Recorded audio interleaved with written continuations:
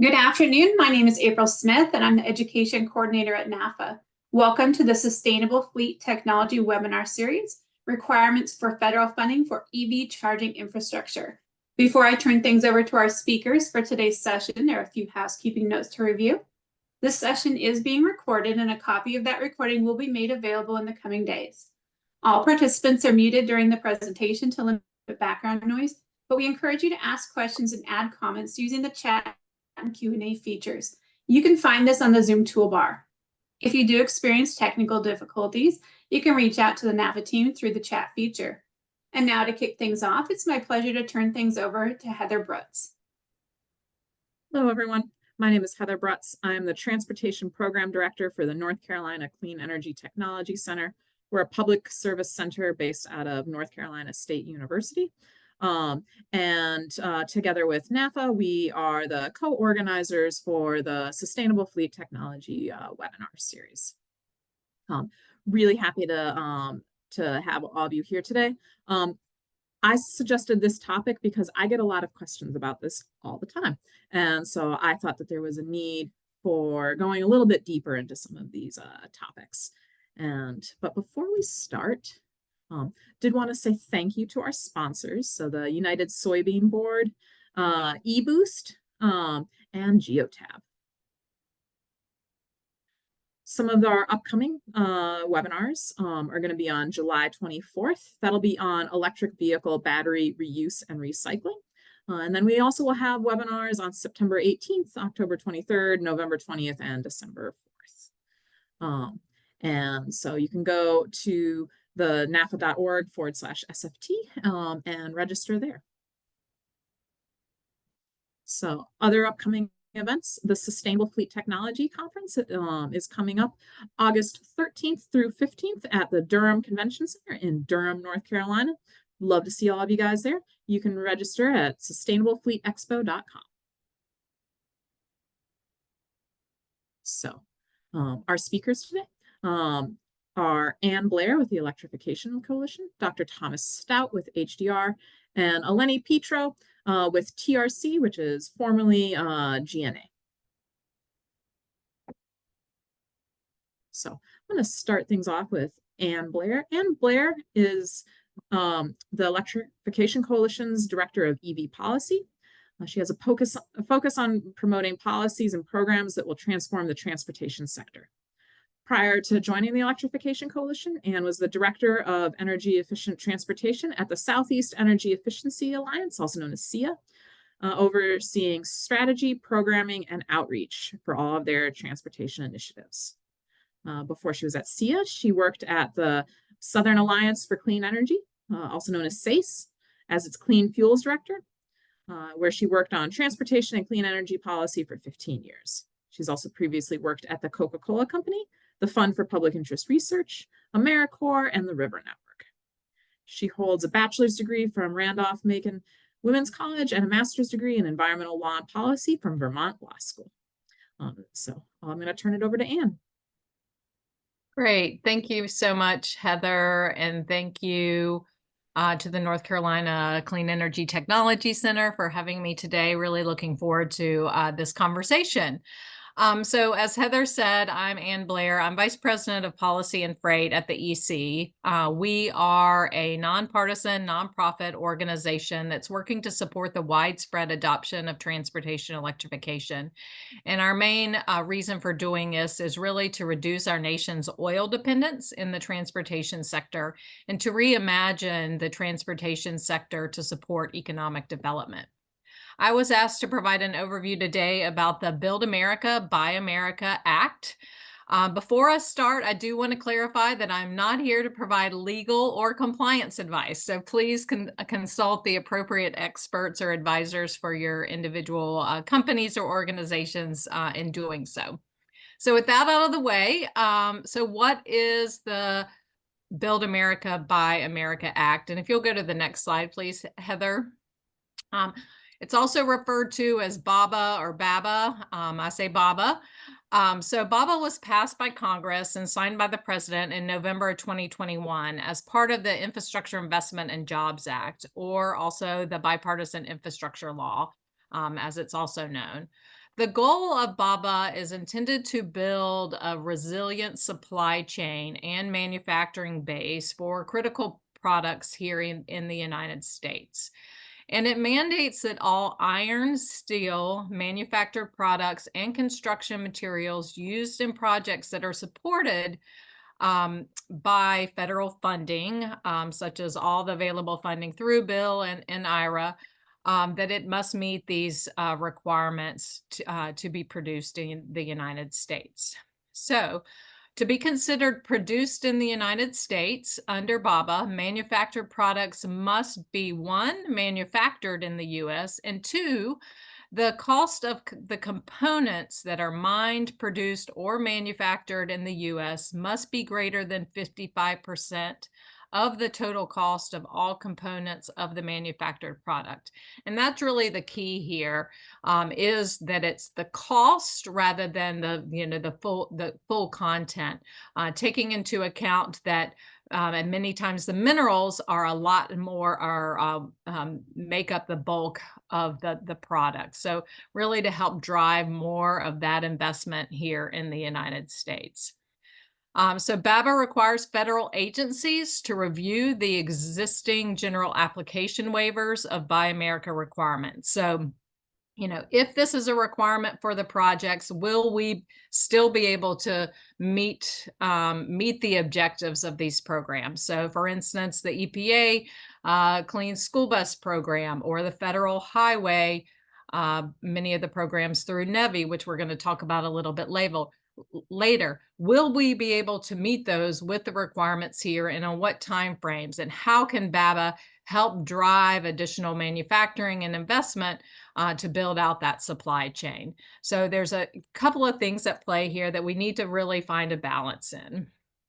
So that's general overview of what the Build America, Buy America provision is. And if you'll go to the next slide, Heather. All right, so, what does this do for charging infrastructure? There's lots of different pieces. There's a vehicle component, but specifically related to charging equipment, it is considered infrastructure under the purposes of BABA. And BABA applies not just to the charger, but also some of the associated components. But it does not cover things like payment systems, distribution systems, telecommunication and networking equipment, or energy storage systems. As a part of BABA, each agency can file a waiver to exempt certain pieces of equipment or components from having to meet the BABA requirements if they feel that there will not be enough supply in order to meet the objectives of the program in the appropriate timeline. And so there were waivers put in place for electric vehicle charging equipment by Federal Highway. And this is a temporary public interest waiver to weigh the Buy America requirements, specifically for steel, iron, manufactured products, and construction materials used in EV chargers. And this waiver applied from 2022 until just a week and a half from now. This waiver does expire as of July 1st of this year. So the waiver up until now applies to all EV chargers manufactured and whose final assembly occurred in the U.S. and is installed by October 1st of this year. So during the phase 1 of the program, so that's from 2022 up till July 1st of this year, the only requirement for charging infrastructure is that it had to have final assembly in the U.S. During phase 2, charging infrastructure must meet the BABA requirements. And so what that means is that it must have final assembly in the U.S. and that a minimum of 55% of the cost of the components, as I went over earlier, must be domestically sourced. Federal Highway, FHWA, will leave the 2024 waiver thresholds in place indefinitely, but would be required to review the waiver within 5 years of its issuance as required by law. For all phases, EV charging housing components, so that those that are primarily steel and iron are excluded or were excluded as of just a few weeks from now from the waiver, and they have to meet the existing requirements. So a lot is going to be changing in the next week and a half. Many of the charging companies have already begun, or they had to prepare for this July 1 date. So what we're going to see is potentially some interesting changes over the next couple of months, and in terms of what is available. There is the potential, depending on what the availability of charging infrastructure that meets these requirements are. We could see additional waivers in the future. Right now, we are not expecting that, but depending on the availability of all the supply components for charging infrastructure, that is still a possible opportunity. All right, so moving on, I know we were specifically focused on charging infrastructure, but there are specific requirements for vehicle manufacturers as well. So specifically for manufactured products general waiver, this allows for manufactured products to be foreign produced apart from predominantly iron and steel components. The new requirements are that the final assembly in the U.S., similar to what I just mentioned, at least 55% of the cost of the components. As a part of EPA's Clean Ports program that the application deadline just recently passed, they did issue a new waiver, and so any of the equipment, or most of the equipment, there are specific pieces of equipment called out in this, they do not have to meet this 55% domestic content requirement for those products. The equipment must still be manufactured in the U.S., but the vehicles and the equipment do not have to meet this requirement. Another thing to note is that, for example, under EPA's Clean School Bus program, school buses do not have to comply with the BABA requirements either. And then one other thing I wanted to mention was that as a part of DOT's de minimis and small grants waiver program, manufactured products under that, if the total value of the non-compliant products is no more than lesser of $1 million or 5% of the total applicable costs of the project, or the total federal funding for the project is below $500,000, does not need to meet the BABA requirements. So one of the things that I want to point out is that BABA covers things that are funded by federal funding, and if there is not a waiver in place waiving the requirements under BABA, that it does have to meet manufactured in the U.S. and meet the 55% criteria. But there are individual waivers for certain programs, and for potentially other future projects, there could be new waivers that are issued that would waive the requirement of BABA under those programs. And that's done on a case-by-case, application-by-application process.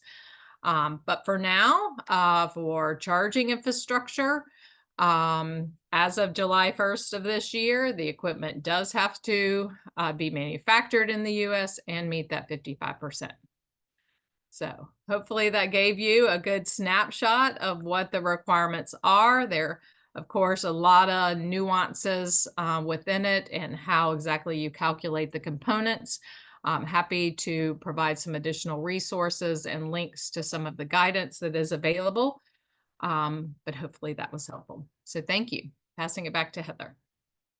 Thank you so much, Anne. And I certainly get a lot of questions from people about this topic, so that was very helpful. And so moving on.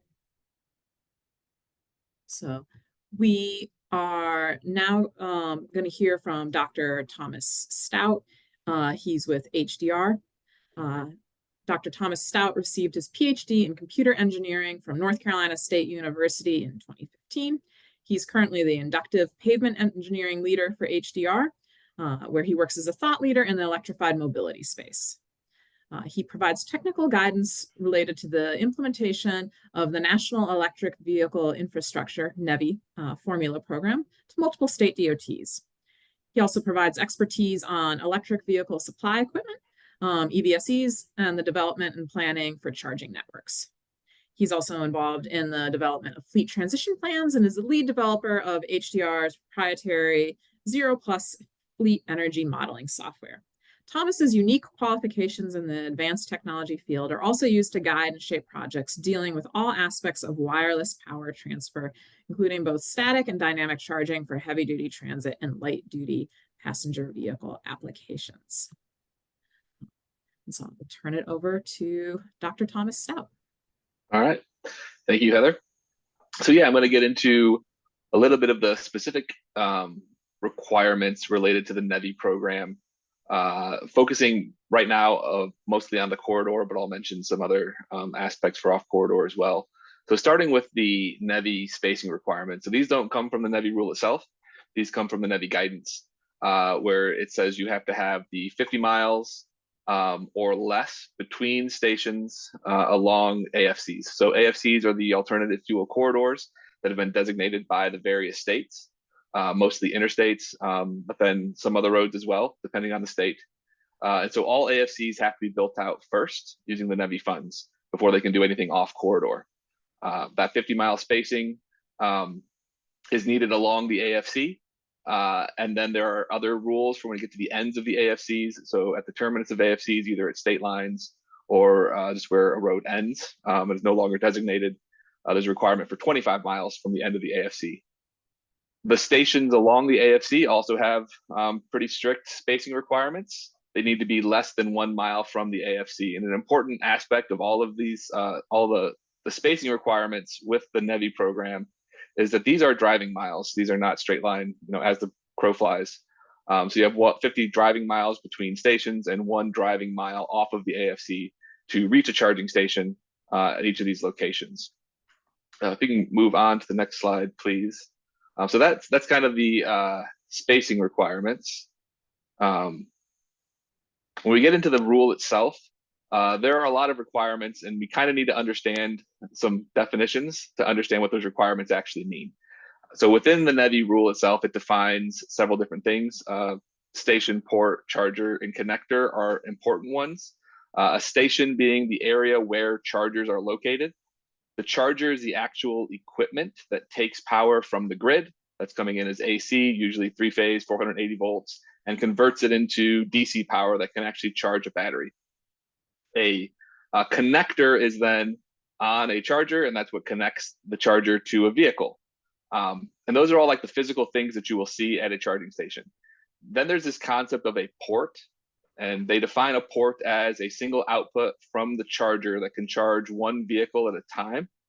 And this is a logical construct. So ports are physically made up of chargers and connectors, but they can be configured different ways so that the definitions of ports is a little harder to understand. What I mean by that, as an example, we can look at this charger in the middle of my graphic that shows that we have 2 ports on a charger. So, and that port on the right actually has 2 cabled connectors. And for example, this might be a CCS connector and a NACS connector. And those 2 cabled connectors, if they can only charge 1 car at a time, then they would be a single port, because that's 1 vehicle that can be charged. If, however, you were to go reconfigure the software and you could charge 2 vehicles at a time, 1 with each connector, then that same hardware could be 2 ports. And this is important because the requirements in NEVI are written around ports, not connectors, not chargers. So understanding what a port is and is not is important for being able to properly apply the rule. And so if we look at a typical station for NEVI, we have power coming in from the grid that goes to the station as a whole. You're going to have then 1 or more chargers, because the chargers could potentially power share power out to multiple ports. You will have at least 4 ports, as you'll see in the requirements for NEVI, and then you're going to have lots more connectors. And understanding that distinction that connectors and ports are not always the same thing can be important to keep in mind. Connectors can also be cabled, as we show here. Connector could also be through an adapter. So imagine something like the Magic Dock from Tesla, if you're familiar with that, where you put another connector on the end of the cable and allow you to plug into a vehicle with a different charging standard. That would be another type of connector that would then be part of a single port, because you could only use one of those at a time, either with the adapter or without the adapter. So those are kind of the key definitions. We go into the next slide, we'll start looking at some of the requirements then that are given within NEVI. So as I said, most of the requirements are defined around ports. There's a minimum of 4 ports that are required, but additional ports are still allowed. Every port has to have at least a CCS Type 1 connector, but you can also have other connectors. And it's common to see several states requiring NACS connectors, for example, in addition to the CCS one. There's also a requirement for at least 150 kilowatts per port. With that 150 kilowatts, power sharing is allowed. So power sharing is this concept of having ports that connect back to a single charger, where they can dynamically allocate the power that's available to them. And that's allowed, but it's only allowed when it cannot reduce the power below 150 kilowatts on any single port. There's also a requirement related to the voltage. The voltage must be somewhere in the range of 250 to 920 volts on the output of the charger. And within the rule itself, there is no requirement for any supported current. There is a recommendation of 375 amps, but implementing that requirement is left up to the state for their particular NEVI program. And many states have implemented different current requirements, often around 350 to 375 amps, close to what the recommendation is from the rule, but that's not universally true. What I also show here is, again, kind of a breakdown of the different features of a charging station with the different terms and how they relate to each other. So we see the utility providing power. If we look at that 4 ports with 150 kilowatts, that's a 600 kilowatt minimum power requirement. So then we have our chargers. They need to have at least 150 kilowatts per port. That goes into our ports, which again are kind of a logical construct that then have different connectors associated with them. So here I'm showing an example with a CCS1 and a NACS connector that are both part of a port. And then that feeds you to the vehicle with that 150 kilowatts available, and also showing that only one of those connectors could be used at a time. If that second connector could be used at the same time, then it would technically be a second port. So those are some of the requirements related to the hardware itself. We can keep moving on to the next slide, look at some additional requirements. Charging stations have to support contactless credit and debit payment methods. They also have to have an automated toll-free phone or SMS payment option, which is something that's a little less common. So people have to be implementing to comply with this program. Stations have to be maintained and operational for at least 5 years as part of the NEVI program. This is to ensure kind of that continuity of operation once the funds are spent. And there are also specific standards related to interoperability. So for charger to EV communication, ISO 15118, this is the plug and charge protocol. This is, the normal protocol you'll see over CCS happening. That has to be there. For charger to network communication, the chargers themselves must support the Open Charge Protocol, OCPP. And then for network to network communication, the network has to support OCPI, or the Open Charge Point interface. We go on to the next slide. We can look at some additional requirements. This is related to workforce. So the workforce installing, maintaining, and operating the chargers must have appropriate licenses, certifications, and training. Specifically for electricians, they must either be EVITP certified, which is the Electric Vehicle Infrastructure Training Program, or some other DOT and DOL approved registered electrical apprenticeship program that they have graduated from. I will note that at this point in time, there is no other DOL approved program. So EVITP is the only one that currently exists. And that was recently called out in the most updated guidance from the Joint Office to the states about this program, pointing out that while it is in the rule that there's other programs can exist, as of right now, there are none approved. There's also a requirement that if there's more than one electrician then at least one of those other electricians must be an apprentice, registered in an apprenticeship program. So these are some of the requirements related to the workforce. Again, at all points from installation through maintenance and operations of the charging stations. So we can go on to the next slide. We have some additional requirements related to ADA and multilingual requirements. So these requirements apply to the charging station, the payment systems, and the customer service mechanisms.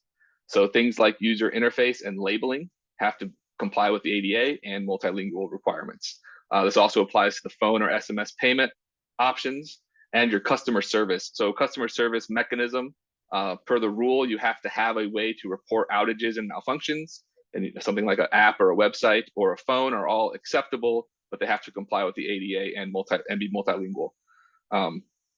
So this is some important requirements that go along with the charging stations under the NEVI program. If we go to the next slide, I believe we have data availability. So all charging stations must clearly communicate their price in dollars per kilowatt hour, in addition to any other fees. And other fees are allowed. So if there's a connection fee, for example, or an idling fee, once the charging is completed, that is allowable under the program. They just have to be clearly communicated. However, the price for energy must be done in dollars per kilowatt hour. There's also a requirement to provide real-time data to third parties through a free API, and that has to contain station information, charging port information, including the number of ports, whether it's currently available or not, what the maximum power level is, and then all of that pricing information that has to be made about the energy cost and other fees, also provided through this free API. And then also in the data section, they slip in a requirement that all ports must maintain at least a 97% uptime. And again, that is on a per port basis, not for the station as a whole. So it's a pretty stringent requirement for uptime. And I believe that was the end. Thank you. Thank you very much. So I'm now going to move on to Lenny Petro with TRC. Ms. Petro has a background in environmental health science, as well as professional experience with sustainability planning, policy development, and stakeholder engagement. Her focus has been on renewable energy and water efficiency, mobility, and resource recovery. Her current role is Senior Director for GNA's, or TRC's rather, Clean Transportation and Energy Consultants, where she leads project management, implementation, grant writing, and compliance reporting to provide clients with comprehensive services that are transforming the alternative fuel vehicle industry. So thank you, Eleni.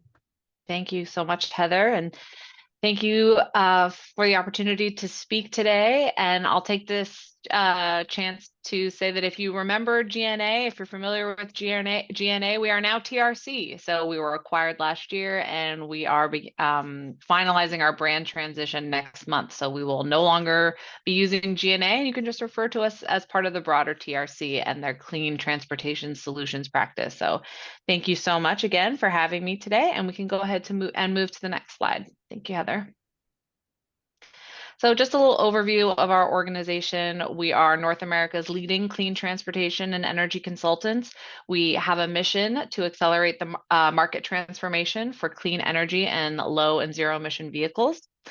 We specialize in clean fleet deployments, alternative fuel infrastructure projects, tracking and funding incentives, and we also have our own marketing and communications branch, which includes our Advanced Clean Transportation or Advanced Clean Technologies, ACT, news platform for all advanced clean transportation technologies that supports the transportation sector.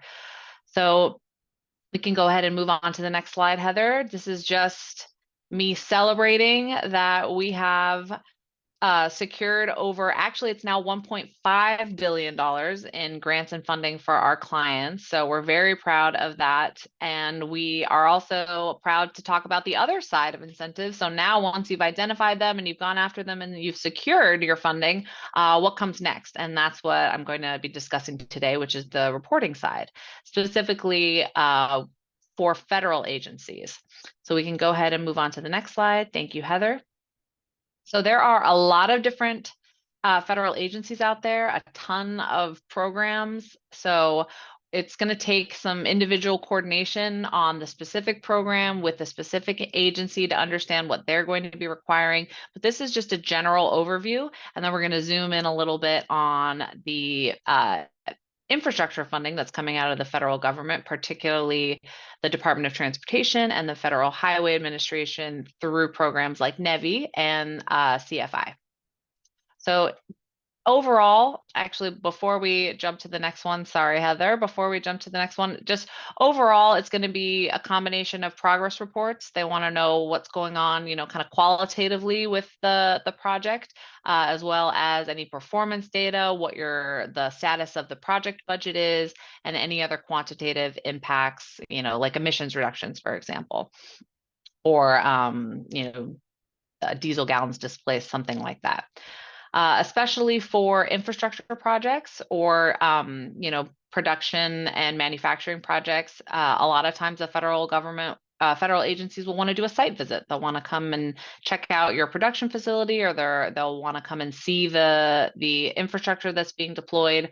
So it's going to be a combination of progress reports, site visits. They also provide technical assistance, and, you know, you can, you know, coordinate with them on any issues or questions you're having. And then there is going to be an audit requirement, not for every project, but if you've expended more, it doesn't mean maybe your project is more than $750,000, but if you've expended $750,000 or more of your federal award in a single fiscal year, you are going to be subject to an audit.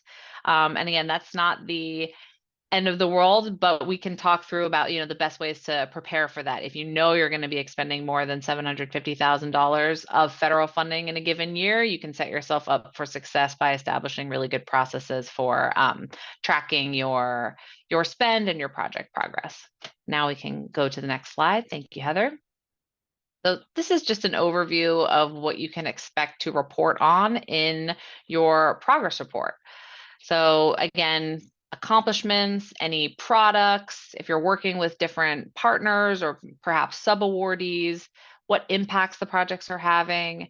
And then this is where and especially a discussion of changes and problems, that's really where the learnings come in. You know, what's happening, what obstacles are we seeing, and what strategies are we having to implement to overcome those challenges, and what's working best. And so that, I think people sometimes get intimidated. They don't want to talk about the issues that they're having, but you know, that can be a really great area to learn from as well. So yeah, I understand the inclination to, you know, give the impression that everything is, you know, coming up roses, which, you know, and maybe it is, but a discussion of the challenges and how, you know, the project team is working to overcome those challenges is very important, I think, for a lot of projects. Also budgetary information and project outcomes. So I think so yeah, that's just an overview of what you can kind of expect to include in a typical progress report. And then we can move on to the next slide to go through some of the standard reporting forms that you might see associated with a federal award. So again, we've got those progress reports. Sometimes they're called performance progress reports or research performance progress reports. We have your federal financial report that's typically required on a quarterly basis.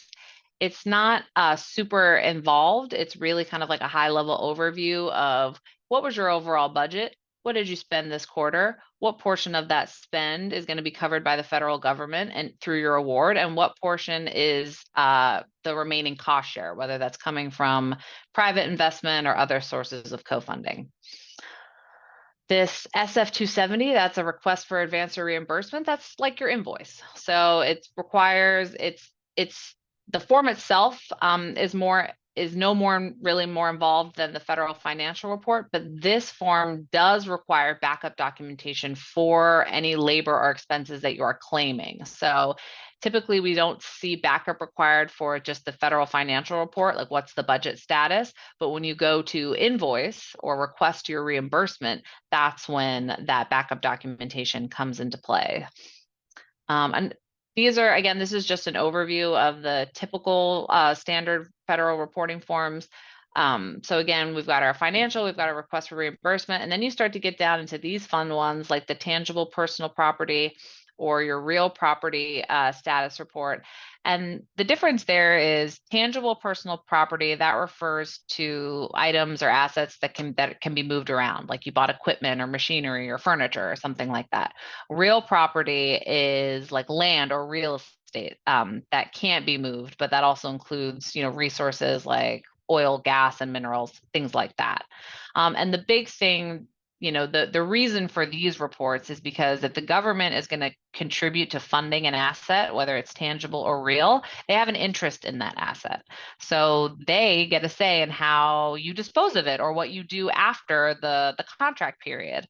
So typically these forms, you're going to report on the current value of that asset at the completion of the project. And if it's more than $5,000, the government's going to want to have a say in what you do with that asset, whether it's disposing it, selling it, what have you. But the cutoff is about $5,000. So if you can demonstrate and calculate that actually the fair market value of this asset is $1, then the federal government, their interest ceases. They cease to have an interest in that asset. So essentially that's just kind of saying, hey, we've calculated this and it's no longer worth anything above $5,000. So we're just going to dispose of it. And it's kind of documentation and record keeping to that effect. Let's see. The other thing I would want to say about your just reporting on budget is if your project budget includes labor, you need a way to document your staff hours. So if you have a timesheet system already, that's great. If not, you need to work with your agency contact to determine how you can establish logging hours that will be acceptable to them. So if you don't have a timesheet system, you can either get one or you can work with the agency to figure out an acceptable way to log those hours, because you will be required to document your labor expenses. All right, and this will all be laid out in the grant agreement and of what specific reporting elements are required. Now, not all entities directly contract with the federal government. So a lot of times you'll have a prime recipient of a federal award, and that might be a state or regional agency that's administering the funds locally. So your entity, you may not be actually responsible for developing or submitting all of these forms. So that's why it's really important that if you're the prime recipient, you work closely with your federal agency project officer, or, the agency representative, to understand exactly what's required for a specific project. And then and then they can kind of flow that down to the sub-awardees to help them understand what's ultimately going to be required of them. So for example, if you're a sub-awardee and you are completing a portion of the grant project scope that is not related to the purchase of assets, then you're not going to be worried about the tangible personal property report, but maybe you have to log your labor hours for some community outreach piece of the scope. So so just working closely with if you're not the prime, working closely with your prime recipient, and if you are the prime, working closely with the agency rep to make sure you understand exactly what's required. And then the best practice is to have a really effective project management system or process flow system that will help you track your progress, the overall status, key milestones, and deadlines, so you can clearly see what's required and when.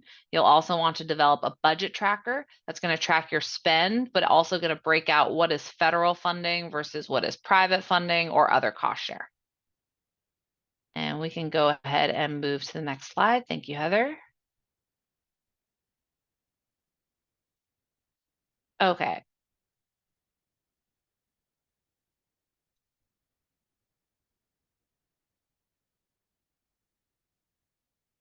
I'm not seeing my slides move. Can you guys hear me okay?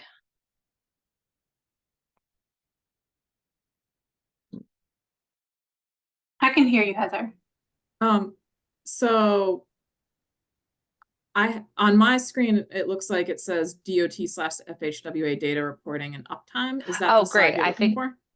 yes, that is the slide I'm looking for. I just don't think my computer is caught up with you. So that's great. If everyone Is can everyone see else DOT, is everyone Federal else Highway. seeing that as well? Yes, that's what we see. Okay, perfect. So this is just an overview of the data that's going to be required if we zoom in on the Department of Transportation and their infrastructure programs currently, or specifically looking at CFI or NEVI, and CFI being the Charging and Fueling Infrastructure Program, and NEVI being the National Electric Vehicle Infrastructure Program. So on a quarterly basis, you're going to be submitting essentially charging station data, reporting on the different sessions, how long they were, how much energy was dispensed per session, what the peak power session was per by port, payment methods, and port uptime. So Thomas spoke earlier about port uptime, and I'm going to dive deeper a little bit into that in just a moment. So that's what's going to be required on a quarterly basis. You know, what energy are you using? How's the infrastructure being used? On an annual basis, you're also going to be reporting on any maintenance and repair that was required for the station, and whether or not your project included participation with any disadvantaged business entities, well, state and local business entities overall, but especially any disadvantaged business entities, which include women-owned, minority-owned, disabled veteran, et cetera.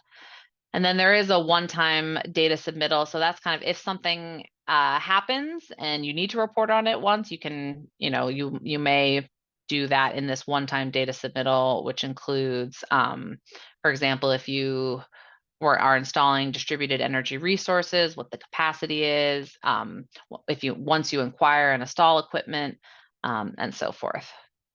So we can go on to the next slide. And again, Thomas touched on this, but I want to reiterate what this information that you're required to report on for publicly available EV infrastructure, and that is communication of price. So people need to be able to see what the price is per kilowatt hour, and that is real-time pricing that cannot change during the session. So if I see that something's going to be, 30 cents a kilowatt, it can't, go up to 40 while I'm halfway through my charge. And then I'll skip down to third-party data sharing. This is, again, Thomas touched on this, but this is just a lot of the charging station and port information. The address, the network service provider, the status, any information on access, the number of ports, any unique port identifiers, the charging level, all of that kind of really granular data on the station and the ports. And then for pricing and payment, they need to know the pricing structure. They need to know the real-time price at each port, and they need to know what payment methods are accepted at the charging station. Now for uptime, as Thomas mentioned, there is a 97% minimum uptime requirement. These requirements come from NEVI, but CFI projects are subject to these requirements as well. So it's 97% minimum uptime for each port, and up means that both the hardware and the software are online and available for use. And the way you calculate uptime is as a function of your minutes throughout the year. And again, this is a yearly calculation. So each month you're calculating uptime for the entire previous year. And so essentially you're looking at the total minutes that you were, the port was down in the previous year, but you're excluding time where those outages were outside of your control. So essentially it's, if you're familiar with the smash Broadway hit Rent, it's 525,600 minutes per year. And then you would subtract the total time that the port was out minus the total time the port was out that was beyond your control, which may include things like, you know, scheduled maintenance or a vehicle fault or issues with the utility and power delivery, natural disasters. So if it's beyond your control, you don't have to, those outages are not going to be subject or not going to be included in your uptime requirement. So you basically get that percentage by taking total time that the port was out, subtracting the time that it was out beyond your control,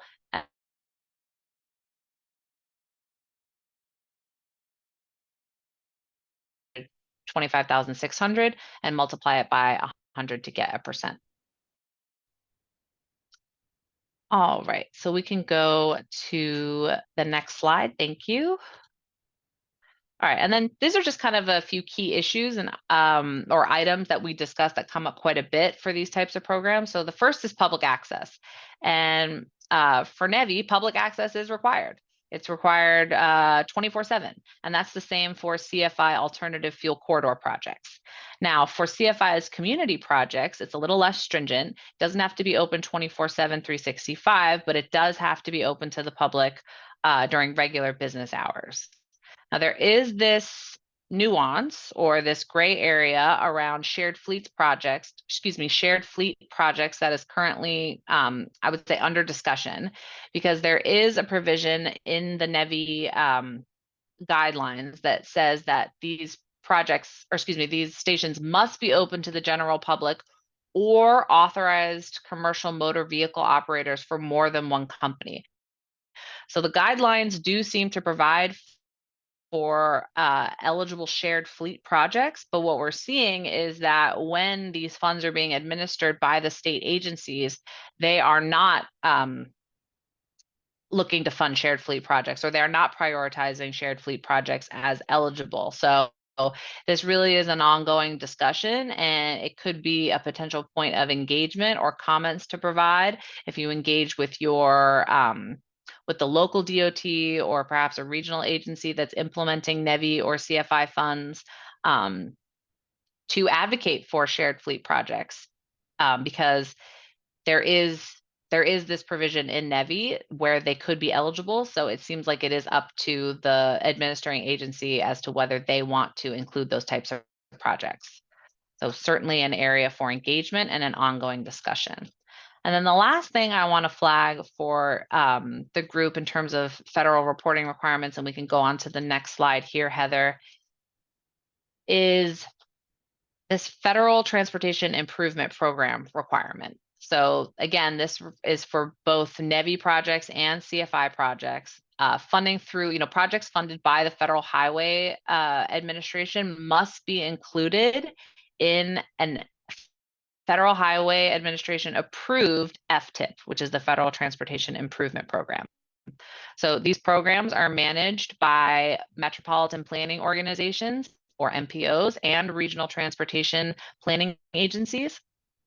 And you have to coordinate with those agencies in order to ensure that those projects are included in the programming. And that will, there are certain project-specific details that will dictate the specifics of those projects, but the key here is to engage with these entities early on, even during the application process, so that it doesn't come as a surprise and hold up contracting. So then an overview we can move on to the next slide, and this is just kind of an overview of the process. Once you understand the required documentation, usually just about some project details, you would submit it to the sub-regional MPO. That MPO submits it to the regional MPO, and finally that MPO will review the project and determine whether or not it will be included in the program. A couple other elements that need to be sorted out before contracting can begin include right-of-way certification and the environmental review. So you may be familiar with NEPA, the National Environmental Policy Act. And the nice thing about charging stations deployments is they typically don't have significant environmental impacts.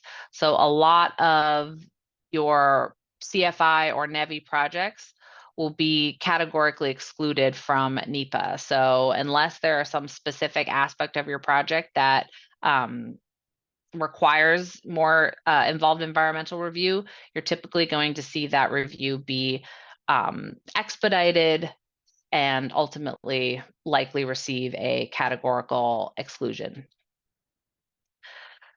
So that is my overview. I'll pull it to the curb. I think we can go to the next slide and just say that the takeaway here for me is that these agencies are your partners. They are literally invested in the success of these projects. So don't be intimidated or think that, you know, oh dear, if I make a wrong move, then I'm going to be, you know, there's going to be severe punishment. You look at these agencies as your partner, work closely with your contacts, or if at the agency, or work closely with your prime recipient if you are a sub-awardee.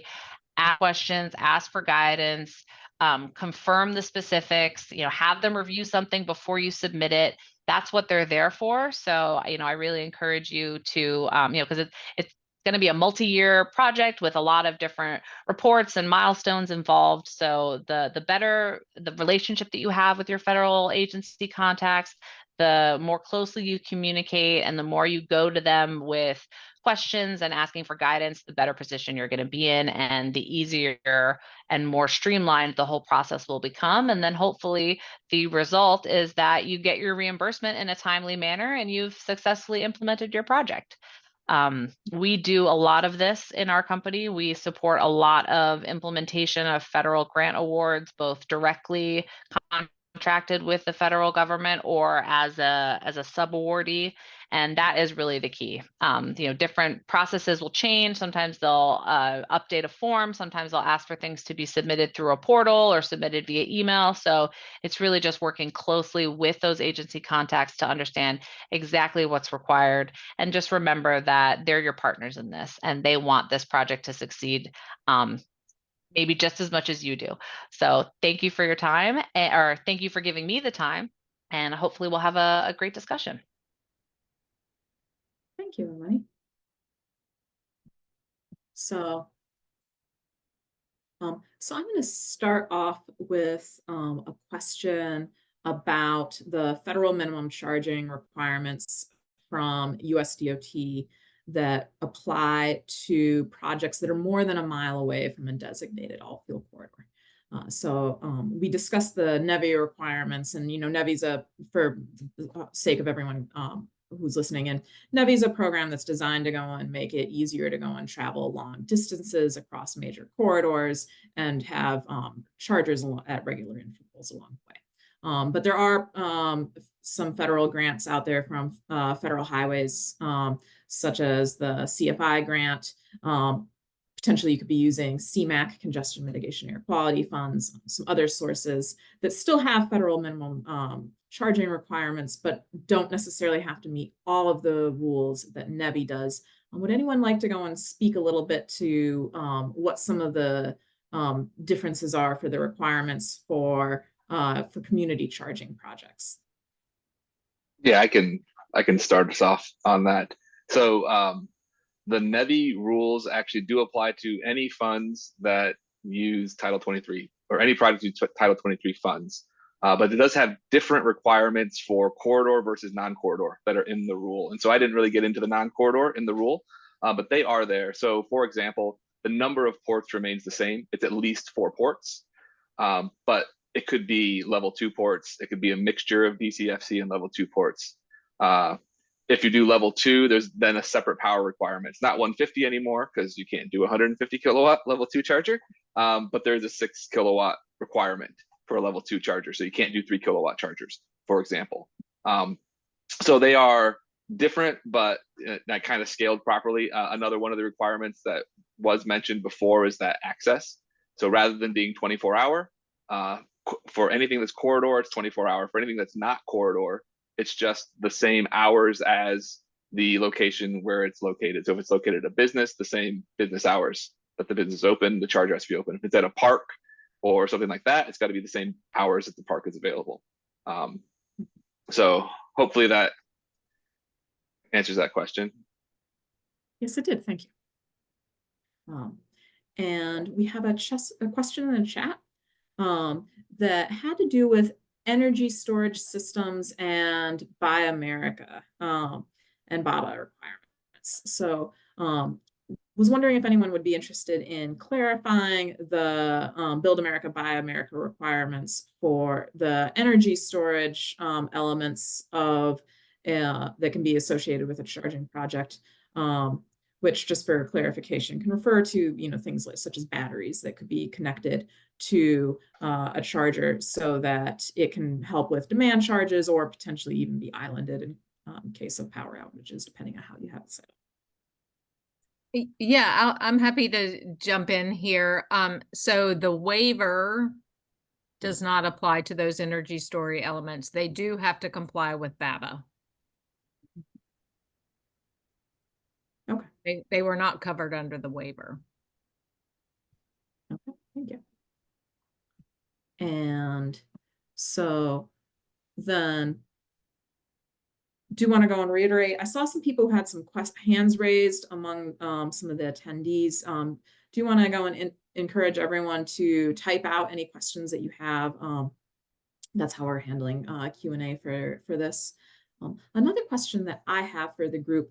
So let's say someone is working for an organization, possibly a local government, but a similar sort of organization, and they want to go and apply for some of these federal funds. Could be any of the programs, CFI, NEVI, well, potentially NEVI in future rounds, CFI, CMAQ, whatever.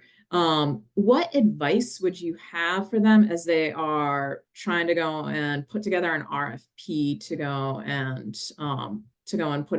find vendors who are going to be, building and operating their electric vehicle chargers?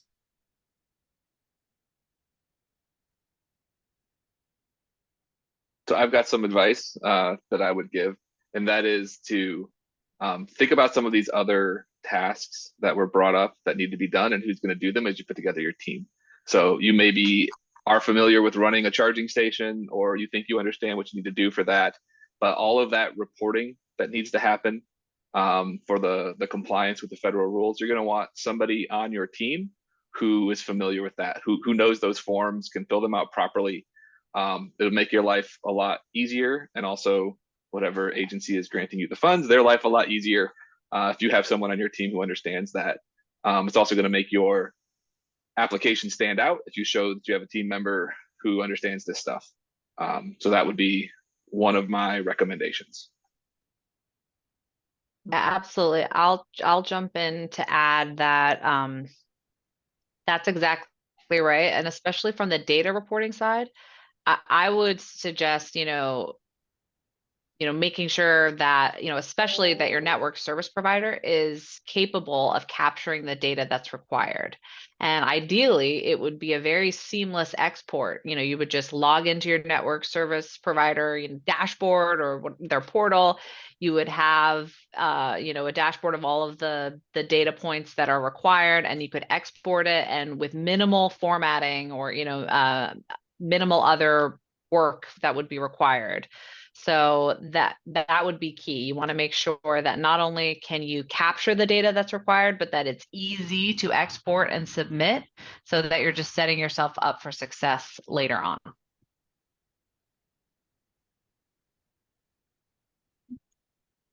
And it looks like we have a couple of questions in the chat that basically relate to different sources of funding that are available.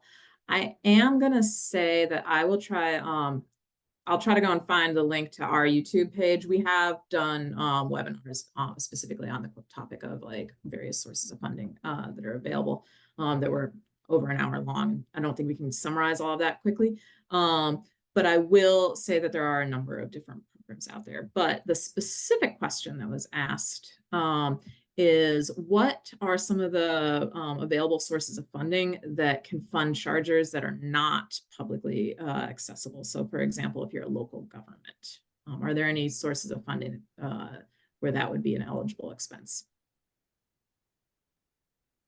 I'll jump in. Sorry, I was trying to, it sounded a little bit oh, there's two different questions here, I guess.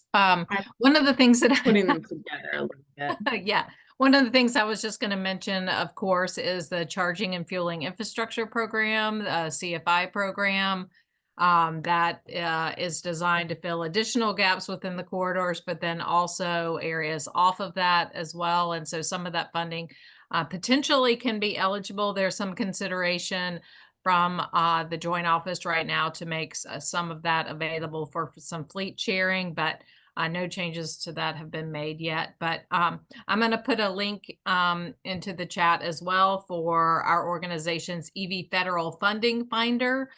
This is a tool that can help you figure out, based on what type of entity you are, and different specifications, what other potential federal funding you might be eligible for as well. I'll also jump. Oh, go ahead, Heather. Right. I was going to say, I just put a link to a YouTube video on a webinar that we did. It's titled Federal Funding for Electric Vehicle Charging Resilience. And so it does include some information on federal sources of funding that can be used for microgrids and energy, as well as electric vehicle chargers. But I still think that it'll probably be a useful source of information for you guys. So in terms of infrastructure funding that's not going to have a public accessibility requirement, I would definitely recommend looking locally rather than federally, because right now the two big funding pots or two big funding programs, NEVI and CFI, do have some level of public access required. So, if maybe some flexibility around shared fleets, but if you're just looking to install private chargers on your property that's just for your use, your commercial use, or if you're a local business, if that's the example, it's probably not going to be the best fit for a NEVI or a CFI. What you would do is then maybe you would, partner with a charging as a service provider, and you would say, all right, well, maybe I don't need to install the infrastructure on my property, but if I know that I have a charging station developer down the road, I can just charge there. So that would be kind of how you would take advantage of NEVI and CFI as a private fleet that maybe doesn't want to own and worry about deploying a publicly accessible charging station. But if you are really interested in deploying private infrastructure on your own property, that's just for your purposes, I would really recommend looking at the local level. We have some programs, in California for that, I'm very familiar with, like Energize. But if you're not in California, then I would really recommend looking at the local agencies that might have funding, like either, a DOT or a Department of Environmental Protection. Sometimes it's economic development, but looking at the different divisions or different departments that have funding programs. And I also would say, don't sleep on the utilities. I think one of the biggest sources of funding for private infrastructure could be from your utility provider. So we see a lot of utility programs funding chargers, but also if you need site upgrades, they'll take care of that for you. And then they might also incentivize you to put chargers on site, because eventually then you're going to be using power from the grid.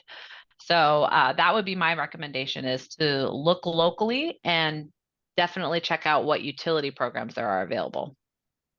And I'll also add, and I added a link to the IRS website here, but the alternative fuel vehicle refueling property credit. So that's the tax credit that businesses could be eligible for under the tax credit program, so 30C.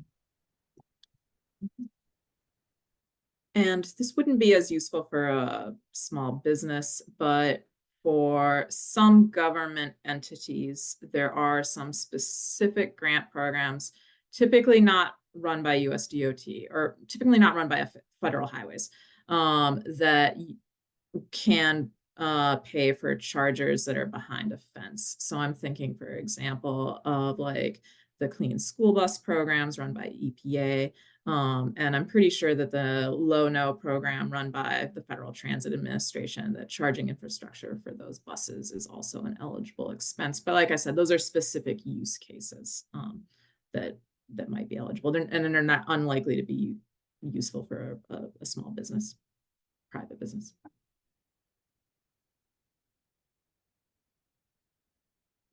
And let's see.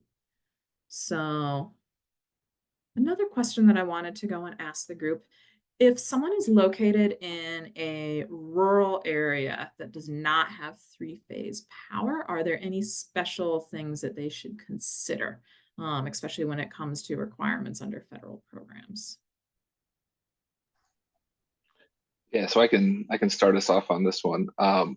So there are definitely considerations to be made, namely around use of batteries to replace that higher power connection from the grid and kind of supplementing that connection.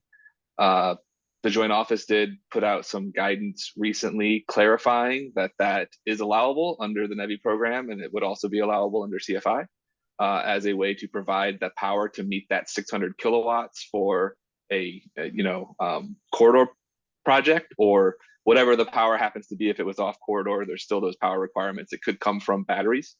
And then very timely, they also just released a white paper on the use of batteries and how should you size them and the use cases where that makes sense for EV charging. So that was in the Joint Office's email that went out today. So if you're not a member of the Joint Office email list, I can drop the link to that paper in the chat, but it provides more information about batteries and how they can be used in that particular use case. Things like how much grid you still need, because it's not going to be zero still. But then along with that grid size, how much battery you need to go along with it. And this is something that for some of the state programs, the states have been providing some of that information in terms of additional requirements for the NEVI program. But the information from the Joint Office, which is done in conjunction with NREL, the National Renewables Energy Lab, has more information that can help kind of inform you as you try to design a system that works that way. So I'll drop that in the chat. Great. And then another question that I wanted to ask had to do, because I know we mentioned briefly the ADA requirements. Are there any currently any requirements for putting in charging spaces that can be trailer accessible? So it's not required. In several states, it is seen as a positive thing that may be addressed through scoring. So you may see a criteria within their scoring that says you'll get extra points for the number of stations that you might have that do support trailers and pull through. In the industry, it's generally seen as a good thing, but it's not super common to actually see it implemented. And it hasn't been put as a requirement anywhere that I'm aware of as of today. And I saw that we had a question about combining state funds with the EPA Clean Heavy Duty grant program. And that's going to be a difficult question, I think, for our panelists to answer, just because there are 50 states. But I'm going to open it up to see if people, I'm actually about to go and drop a link to the Alternative Fuel Data Center, which does have a database that you can search for incentives across all of the states. So I'm about to drop that link in. That's something you could potentially look for. I would state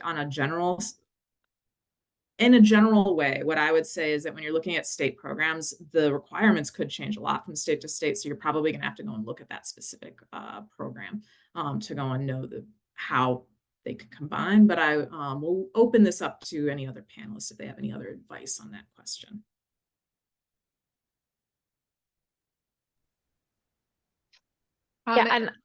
Oh, go ahead, Anne. Was just going to say that, available through the EV Hub, which is evhub.org. I think they do track state level incentives on that. Part of the website is available to the public, and then some of it is subscription based. And I don't remember off the top of my head what information is available through which, but if there's a particular state you're interested in, feel free to drop that in and can let you know if there's any available state funding. It's very piecemeal here in the Southeast in particular.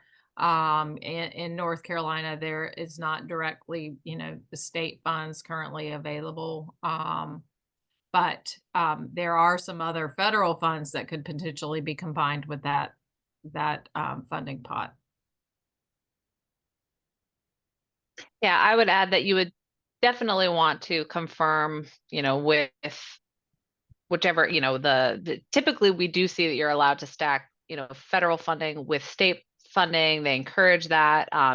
You would definitely want to, and, our general notes, because we track all of these programs, is that, you basically that non-federal funding can be used as cost share.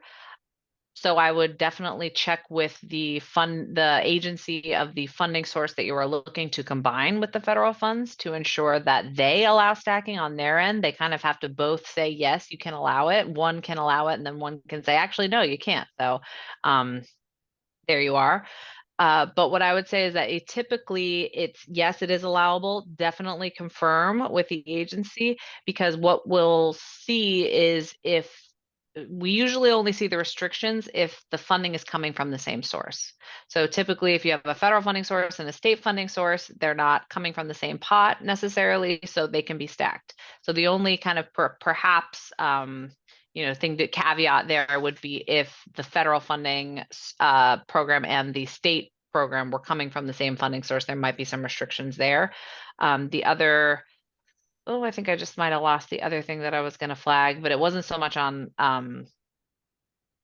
it was just, yes. And it was just to say that if you are going to stack funding, and it's totally fine to do so, like, let's say you've checked with the local agency and you're allowed to stack those funds, just be aware of any implications that might have on credits that might be generated or attributed as a result of the project, because typically a funding program will want to claim those credits for themselves. So when you start co-funding projects with different sources, it could be an issue if both funding sources want to claim those credits or want to claim certain benefits like emissions reductions as part of their program. So that would be something that I would advise discussing with as well. So sometimes they'll say, credits generated for projects that are funded by this program cannot be claimed by another program. And so whether that just means that you can't claim those credits or whether that precludes your involvement in that program, that is certainly something to discuss. And I did see that one person was specifically asking about North Carolina. I did just drop a link to a PDF of a report we did on different funding sources that are available for EBSE resilience in North Carolina. I'm going to say that in terms of it does go over a number of federal sources. In terms of non-federal sources, there are some Duke Energy programs that can potentially help fund this. And so that would be one of the areas I would look to. If you're not in Duke Energy territory, you can reach out to your local co-op or municipal utility. I will say we didn't include all of those because there are so many of them, but a very large portion of the state is covered by Duke. So.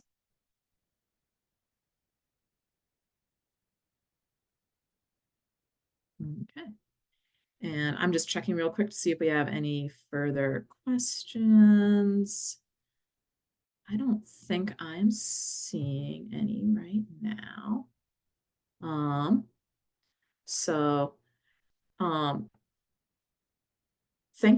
Thank you all for joining us to listen. We really appreciate your time, and thank you to all of our panelists for sharing all of your wealth of knowledge. I really appreciate that as well. And I did see we had one question that came up at the end. So before we jump off, let's see. So, okay, we have a question from the Houston, Galveston Area Council.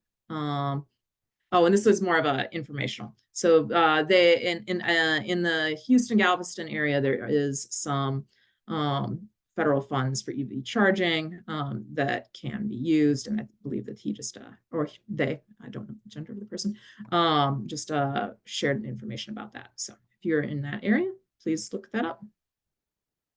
Okay, well, thank you, everyone.